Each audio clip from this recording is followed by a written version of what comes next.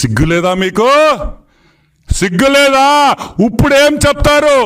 నేను చెప్పటంలా, FBI చెప్తుంది, court చెప్తుంది, అమెరికాలో ఉండే కోర్టు. ఇంకొక విషయం కూడా చెప్తున్నా కలాం రెడ్డి, జగన్మోహన్ రెడ్డి, నీకు కూడా. నువ్వు అనుకుంటున్నావేమో ఇక్కడ సిబిఐ కేసులు జరిగినట్టు, ఈడీ కేసులు జరిగినట్టు 14 సంవత్సరాల నుంచి 28 సంవత్సరాల వరకు నడిపిస్తానని. ఈడేమి రాశారు తెలుసా?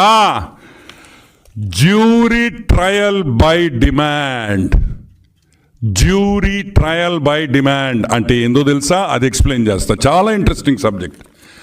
జ్యూరీ అంటే మన ఇండియన్ కోర్ట్స్లో జడ్జి ఉంటారు, జడ్జి గారే జడ్జిమెంట్ ఇచ్చేస్తాడు. అమెరికాలో అట్ట ఉండదు. ఒక జ్యూరీ ఉంటుంది.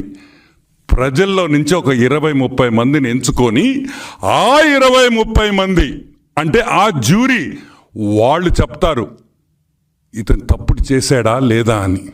కాబట్టి తప్పించుకోలేవు అని కూడా నేను మనవి చేస్తా ఉన్నా. This is a trial by the jury. It is trial by jury, not by an independent court. It's a jury trial in US. కరెక్ట్గా సంవత్సరం లోపల జడ్జిమెంట్ వచ్చేస్తుంది.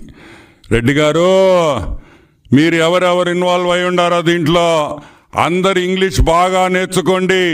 అమెరికా జైల్లో బ్రెడ్ ముక్కలే పెడతారు. మీరు అన్నం తినడం ఆపేయండి జగన్మోహన్ రెడ్డి. బ్రెడ్ తినడం నేర్చుకో. బ్రెడ్ జామే ఇస్తారు. ఇక్కడ మన జైలులు కాదు నాయన.